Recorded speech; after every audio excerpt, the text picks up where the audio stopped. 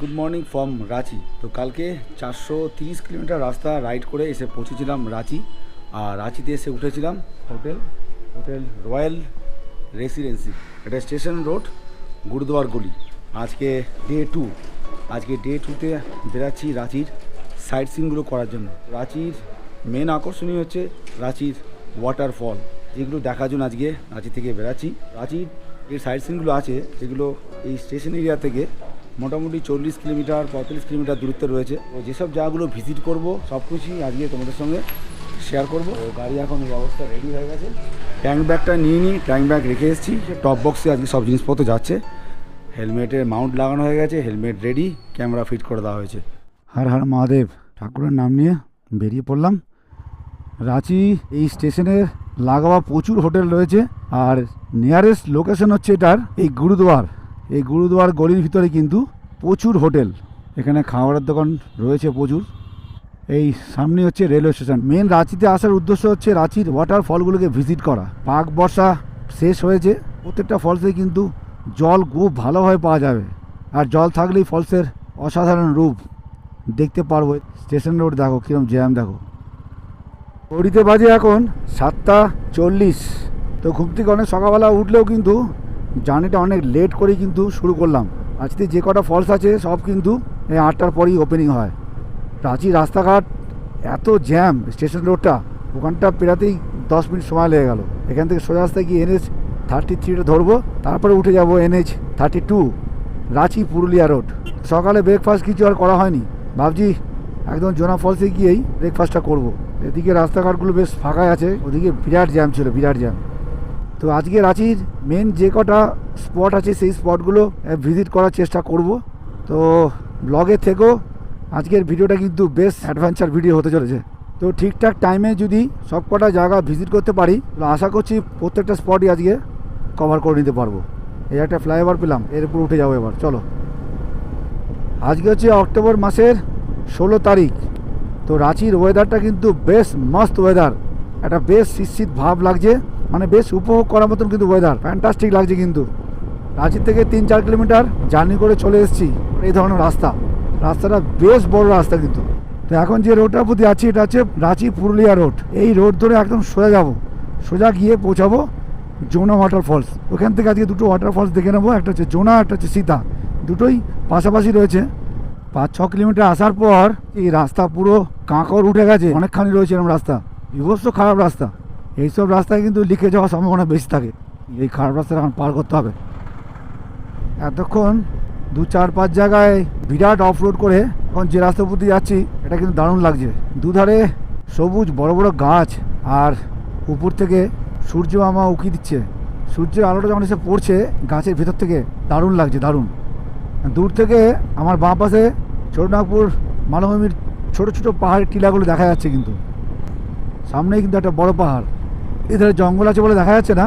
একটা জায়গা থেকে আরেকটা জায়গায় যাওয়ার জার্নিটাই কিন্তু সব থেকে বেশি ভালো লাগে, দারুণ লাগছে, দারুণ লাগছে।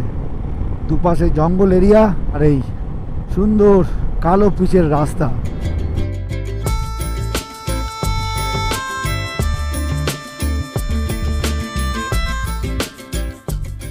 উপরে লেখা আছে স্বাগতম জোনা। এটা হচ্ছে পুরুলিয়া দিকে চলে গেল রাস্তাটা। এখান থেকে 36 কিলোমিটার গেলে হচ্ছে পুরুলিয়া। এখন ঢুকবো এই ডান দিকে রাস্তায়। এই হচ্ছে আদিবাসী নেতা বিরসা মুন্ডার স্ট্যাচু। এবার যে রাস্তা দিয়ে যাচ্ছি এই জোনা ফলস সীতা ফলসের রাস্তাটাও কিন্তু বেশ সুন্দর। तुम लोग बांग्ला जानते हो? ये जो स्टेशन है कौन सा स्टेशन है? छोटा वाला स्टेशन देखा आगे, ओ गौतमधारा स्टेशन। अच्छा, तुम्हारे स्कूल की नाम? বিরাট নাম। আর বাড়ি কোথায়? ঠিক ঠিক।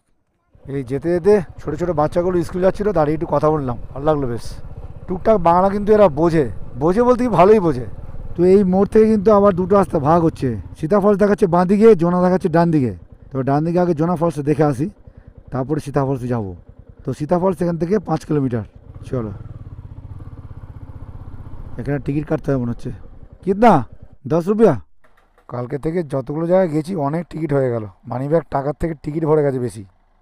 চলো, 10 টাকার টিকিট, 4 চাকা গাড়ির জন্য 20 টাকা। গ্রামীণ পরিবেশের মধ্যে দিয়ে কিন্তু পৌঁছতে হবে এই জোনা ফলসে। এই চলে এসেছি, ঘড়িতে বাজে এখন 9টা 5। ফার্স্ট ভিজিট করতে যাচ্ছি জোনা ফলস, এরপরে যাবো সীতা ফলসে। তো জোনা ফলসে আসার পর এখানে নিচে রয়েছে ছোটো ছোটো সব দোকান। সকালে ব্রেকফাস্ট, দুপুরে লাঞ্চ সব কিছু এখানে পাওয়া যায়। কিন্তু দুপুরের লাঞ্চ করতে গেলে আগে থেকে অর্ডার দিয়ে দিলে ওরা করে রাখবে। ফলস দেখে এসে তারপর এখানে খাওয়া যাবে। জোনা ফলসটা দেখে এসে এখানে একটু ব্রেকফাস্ট করবো, তারপর বেরিয়ে যাবো। এই হচ্ছে ওঠার সিঁড়ি। এখান থেকে দুটো রাস্তা আমার ভাগ হচ্ছে, দুদিক দিয়ে যাওয়া যায়। এটা লেফট সাইডে একটা রাস্তা, আর আরেকটা রাস্তা হচ্ছে এই রাইট সাইডে। এই লেফট সাইডের রাস্তা দিয়ে গেলে অনেকটা খাড়াই হবে, এখান থেকে যেতে বারণ করছে ওই এদিক দিয়ে চলে যান। তো রাইট সাইডের রাস্তাটা নিলাম, এটা খাড়াই কম হবে। আর এখানে দেখো সব দেশি মুরগি, এইসব দেশি মুরগি এখানে সব রয়েছে। এখান থেকে ওজন করো, দোকানে দিয়ে দাও, ওরা তৈরি করে দেবে। মানে क्या सिस्टम क्या है? 750 रुपया किलो है। মানে 1 किलो लेंगे तो कितना पड़ेगा? बनाओ कहाँ? ओ, आप लोग बनाते हो ना? अभी शुरू नहीं हुआ ना, लकड़ी से बनाते हैं ना। अरे शाबाश। हाँ हाँ, क्या नाम है होटल का? মাহাতো। ঠিক ঠিক ঠিক, এই হোটেলটার নাম হচ্ছে মাহাতো হোটেল। প্রচুর মুরগি দেখছি এখানে, দেশি মুরগি। তো এখানে আসার আগে জেনেছিলাম যে 722টা সিঁড়ি পেরিয়ে তারপরে নিচে নামতে হবে, কিন্তু এখানকার লোকালসদের জিজ্ঞাসা করলাম, তারা বললো 550টা সিঁড়ি। হ্যাঁ দেখো, এতগুলো সিঁড়ি স্টেপ জাম্প করে নামতে হবে। আরে বাপ রে বাপ, একদম ফলসের সামনে চলে এসেছি। এই হচ্ছে জোনা ফলস। 141 ফিট উপর থেকে এই জলধারা ঝরে পড়ছে। জলটা কিন্তু রাধু নদীর জল, আর এই রাধু নদী ঝাড়খণ্ডের উঁচু পাহাড় থেকে সৃষ্টি হয়ে 240 কিলোমিটার ঝাড়খণ্ডের ভিতর দিয়ে প্রবাহিত হয়ে মিশছে সুবর্ণরেখা নদীতে। তো এটা হচ্ছে সুবর্ণরেখার একটি উপনদী, আর ওই সুবর্ণরেখা নদী ঝাড়খণ্ড, পশ্চিমবঙ্গ, উড়িষ্যা, জলেশ্বরকে পার করে গিয়ে মিশছে বে অফ বেঙ্গলে। জাস্ট অ্যামাজিং, এত সুন্দর জলধারার নিচে দাঁড়িয়ে ভিডিও করছি, ফটো তুলছি, দারুণ লাগছে। দেখো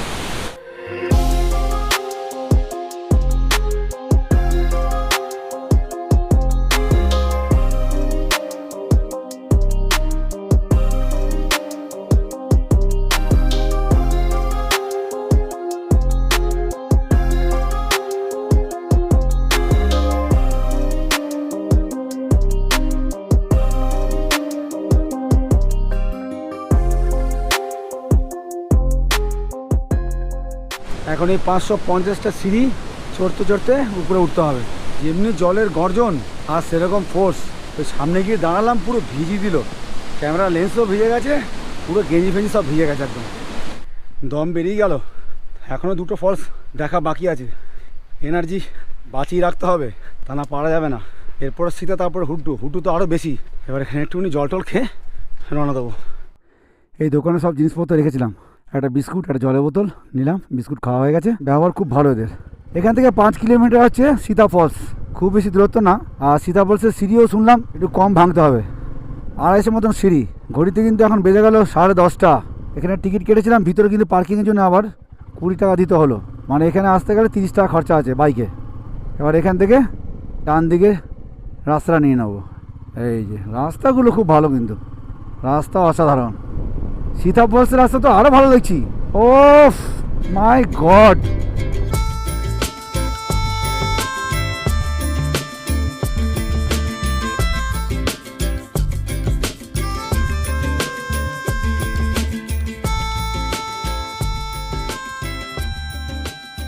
হচ্ছে गेट सीता फॉल्स से ढोकार गेट। और एखे और से टिकट कितना 25। और फिर अंदर में पार्किंग लगेगा। सीता फॉल्स रास्ता एकदम सरू, এইখান দিয়ে নামতে হবে। এখানে খুব বেশি স্টল নেই, এখানে একটা স্টল দেখছি। আর এদিকে একটা বেশ বড় পার্কিং এরিয়া। এটাও মোটামুটি 250টা সিঁড়ি ভেঙে নিচে নামতে হবে। আমার রাস্তাটা একটু দেখাই, এই যে আমার রাস্তা। এই হচ্ছে সীতা ফলস। জল মোটামুটি ভালোই আছে, বর্ষাকালে আসলে কিন্তু আরও ভালো জল পাওয়া যেত। এটা রাধু নদীরই জল। রাধু নদীর জলধারা 150 ফিট উপর থেকে ঝরে পড়ছে, আর এটা গিয়ে মিশছে সুবর্ণরেখা নদীতেই। এই হচ্ছে সীতা ফলস, চারধারে ঘন জঙ্গল, তার মাঝে এই ফলস।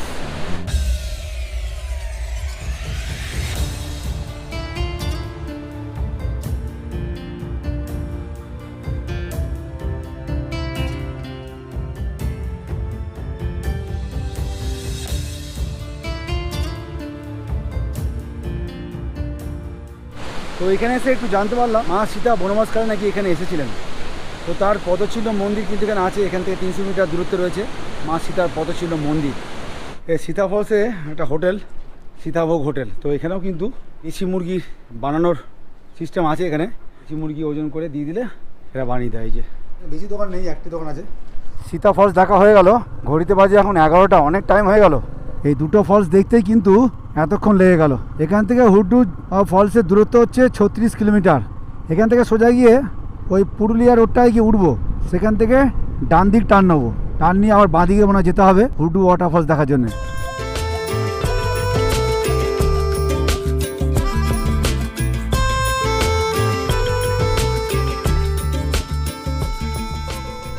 এই রাঁচি পুরুলিয়া রোডে চলে আসলাম, দিক থেকে এসেছি রাঁচি থেকে। এবার এই ডান দিকে রাস্তাটা ধরবো। এবার এই রাস্তা ধরে এখন অনেকটা যেতে হবে, তারপরে আবার বাঁ দিকে টার্ন নিতে হবে। এখানেও অনেক খাবারের দোকান টোকান আছে। এই চলে এসেছি, এখান থেকে এবার বাঁ দিকে রাস্তা ধরবো। এখানে কিন্তু কোথাও লেখা নেই এই পেট্রোল পাম্প, এই পেট্রোল পাম্প থেকে এই বাঁ দিকে রাস্তা নিয়ে নিতে হবে। ওফ কি লাগছে, এদিকে ধান ক্ষেত আর ধানটা হালকা হালকা পেকেছে, যার জন্য কালারটা একটা অন্যরকমই লাগছে। পাশ দিয়ে ছোটনাগপুর মালভূমির ছোট ছোট রেঞ্জ পাহাড়গুলো দেখা যাচ্ছে। Fantastic fantastic. যাওয়ার রাস্তা কিন্তু দারুণ পাচ্ছি, এটাও মন মুগ্ধ করে দেওয়ার মতন।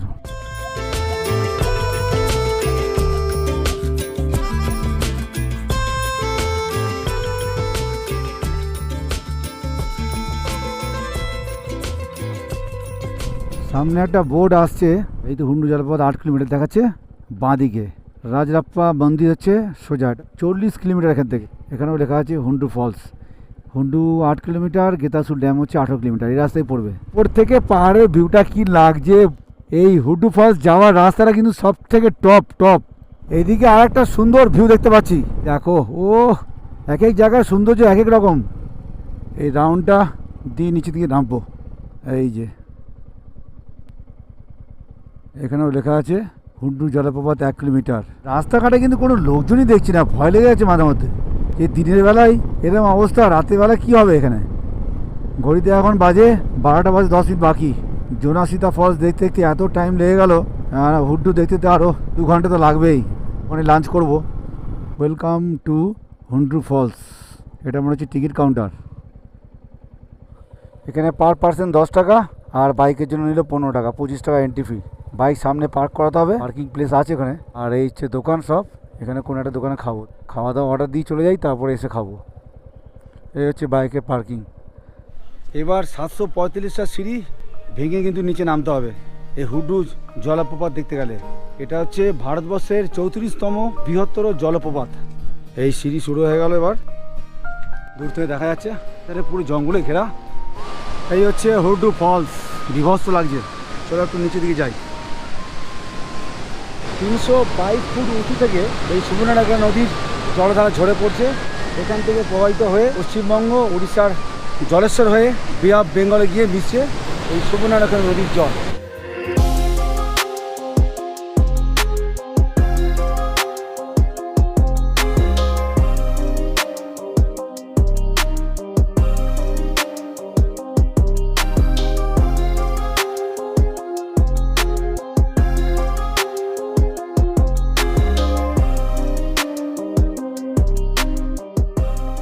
এবার এই 745টা সিঁড়ি ভেঙে উপরে উঠতে হবে।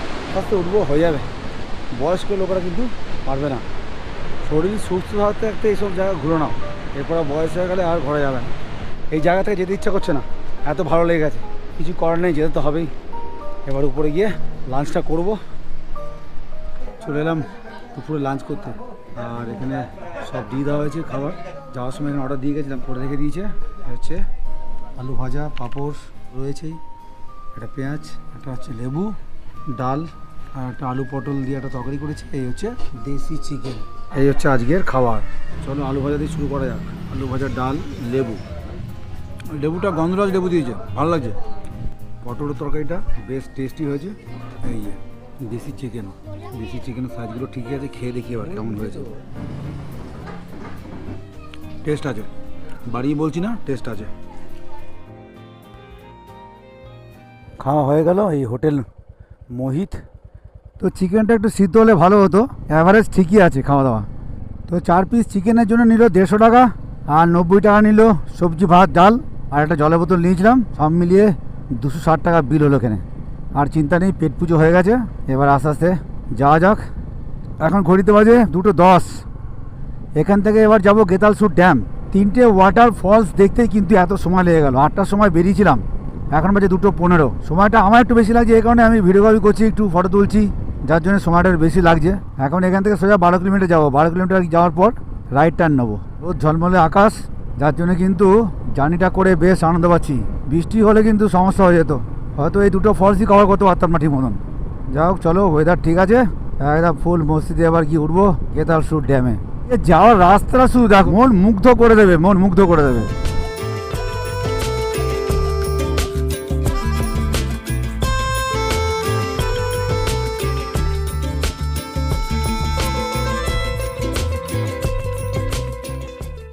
সামনে একটা মোড় আসছে, এখান থেকে মনে হচ্ছে আমাকে ডান দিকে টার্ন নিতে হবে। হ্যাঁ, গেতালসুর ড্যাম 1 কিলোমিটার ডান দিকে চলে এসেছি। রাস্তাগুলো ইন ডিটেলস দেখাবার চেষ্টা করছি। যারা এই ভিডিও দেখে প্রথমবার এই জায়গা ভিজিট করতে আসবে, ইজিলি তোমরা এইসব জায়গাগুলো কভার করতে পারবে। ড্যাম দেখা যাচ্ছে, এই গেতালসুর ড্যামের লক গেটটা দেখে আসলাম, ওই দিক থেকে ঘুরে এবার উপরে উঠে আসলাম। গাড়িটা এই সাইডে দাঁড় করিয়ে দিয়েছি। এই হচ্ছে ড্যাম, সুবর্ণরেখা নদীর উপর নির্মিত একটি কৃত্রিম ড্যাম। 1971 সালে এই ড্যামটা তৈরি করা হয় মূলত রাঁচির জলের চাহিদা মেটাবার জন্য। খুবই গুরুত্বপূর্ণ ড্যাম কিন্তু এটা, অসাধারণ।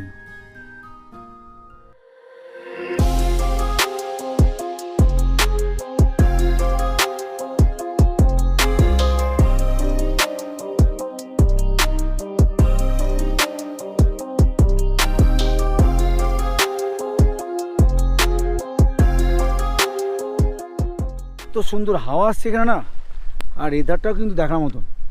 তো হুড্ডু ফলস থেকে দূরত্ব খুব একটা বেশি নয়, 13 কিলোমিটার মতন। খুব তাড়াতাড়ি এখানে পৌঁছে গেছি।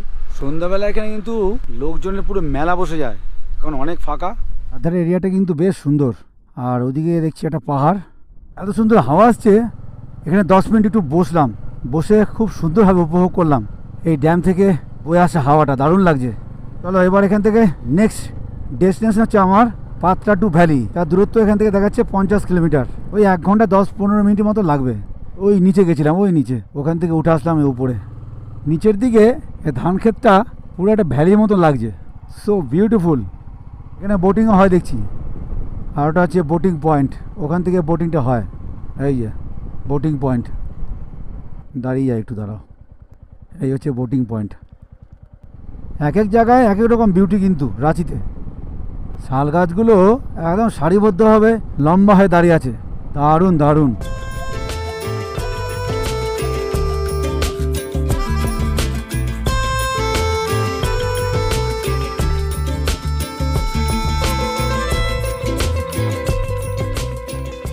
ওই ড্যামের রাস্তা ধরে এই মোড়ে আসলাম, এখান থেকে এবার বাঁ দিকে রাস্তা নেবো।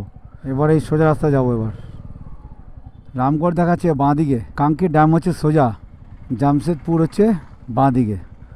এখানে পাতাটু ভ্যালি কিছু দেখাচ্ছে না, বাঁ দিকে রাস্তায় নেবো। এদিকে গেলে 4 লেনটা পাবো। প্রচুর ট্রাফিক জ্যাম দেখছি, প্রচুর ট্রাফিক জ্যাম। অনেক সময় লেগে যাচ্ছে রাস্তা যেতে। পুরো শহরের মধ্যে ঢুকে গেলাম। সামনে একটা আবার গোল চক্কর আসছে, ওখান থেকে ডান দিকটা নিতে হবে। এটা কার মূর্তি? এটা শিবাজি। এই পাত্তাটু ভ্যালি যাওয়ার রাস্তাটা কিন্তু বেশ ভালো। একটু পরে কিন্তু সূর্য অস্ত চলে যাবে, ঠিক মতো দেখা যাবে কিনা জানি না, তবে এখন কিন্তু বেশ ঠান্ডা লাগছে। পাত্তাটু ভ্যালি কিন্তু রাস্তা এখান থেকে শুরু হয়ে গেল। একটা বোর্ডে দেখলাম লেখা আছে পাত্তাটু ভ্যালি স্টার্ট। ব্যাপক রাস্তা, ও ফাটাফাটি রাস্তা। অনেক কষ্ট হলো আসতে রাঁচির ওই জ্যাম পেরিয়ে, কিন্তু আসার পর কি লাগছে ভাই, দারুণ দারুণ। পাত্রাটু মেন হচ্ছে তার এই জিগজ্যাগ রোডের জন্যই কিন্তু বিখ্যাত। তো এই জিগজ্যাগ রোডের আনন্দটা নিতেই হবে।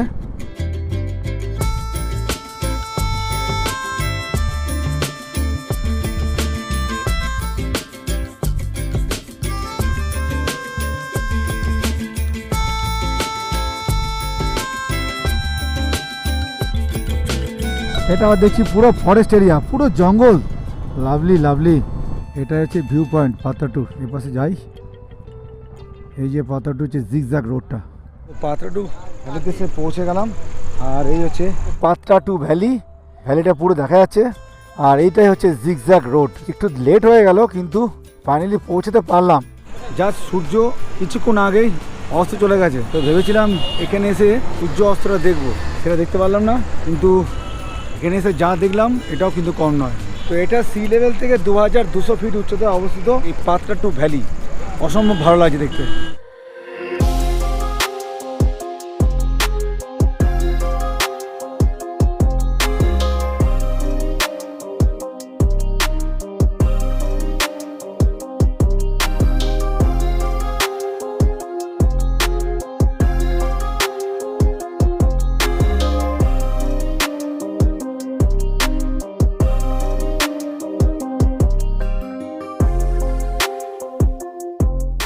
নিচে এখান থেকে আর 5 কিলোমিটার গেলে হচ্ছে পাত্রা টু লেক।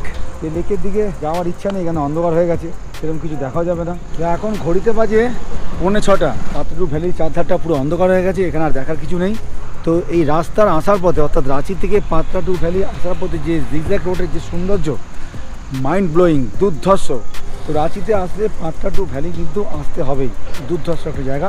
তো আজকের এই ভিডিওতে রাঁচির যে কটা ফেমাস ফলস ছিল সব কটাই দেখাবার চেষ্টা করেছি। যদি ভিডিওটা ভালো লাগে তাহলে একটা লাইক, একটা কমেন্ট করে জানিও। তো আজকের এই ভিডিওটা এই পাত্রা টু ভ্যালিতেই এন্ড করছি। তো good night from Patra to valley.